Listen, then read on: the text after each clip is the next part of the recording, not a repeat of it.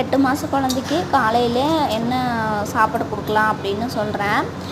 நம்மளுக்கு வந்து சாம்பார் வைக்கிறதுக்காக பருப்பு வேக வைப்போம். அந்த டயத்தில் வந்து அது கூட ஒரு உருளைக்கிழங்கு போட்டு லைட்டாக தேவையான அளவு தண்ணி ஊற்றிக்கலாங்க. தண்ணி ஊற்றிட்டு மஞ்சத்தூள் கொஞ்சம் போட்டுக்கோங்க. போட்டுட்டு ஒரு மினிமம் ஒரு 2-3 விசில் விட்டு எடுத்திங்கன்னா நல்லா பஞ்சு போல் வெந்துடும். அப்படிங்கும்போது அந்த அரை உருளைக்கிழங்கு எடுத்துகிட்டு அது லைட்டாக வந்து ஓரத்தில் இருக்கிற பருப்பு எடுத்துக்கலாம். இன்னொரு ரெசிபி நான் உங்களுக்கு சொல்கிறேன். அதுவும் குழந்தைங்க நல்லா விரும்பி சாப்பிடுவாங்க. இப்போ வந்து இதுதான் நான் அன்றைக்கி ஊட்ட போகிறது. அரை உருளைக்கிழங்கு எடுத்துகிட்டு அது கூட லைட்டாக பருப்பு எடுத்துக்கிறேங்க. ஃபஸ்ட்டு வந்து 7 மந்தில் ஃபுட் ஸ்டார்ட் பண்ணுறேன் அப்படின்னா நீங்கள் துவரம் பருப்பு, பாசிப்பருப்பு கூட லைட்டாக வந்து வெஜிடபிள்ஸ் சேர்த்து கொடுங்க. அப்போ தான் கொஞ்சம் டேஸ்ட் வந்து நாக்கில் விட்டோம். எடுத்தோன்னே கேரட் வேக வச்சு ஊட்டுறது, உருளைக்கிழங்கு வேக வச்சு ஊட்டுறது அப்படின்னு ஊட்டிங்கன்னா சீக்கிரம் சாப்பிட மாட்டாங்க.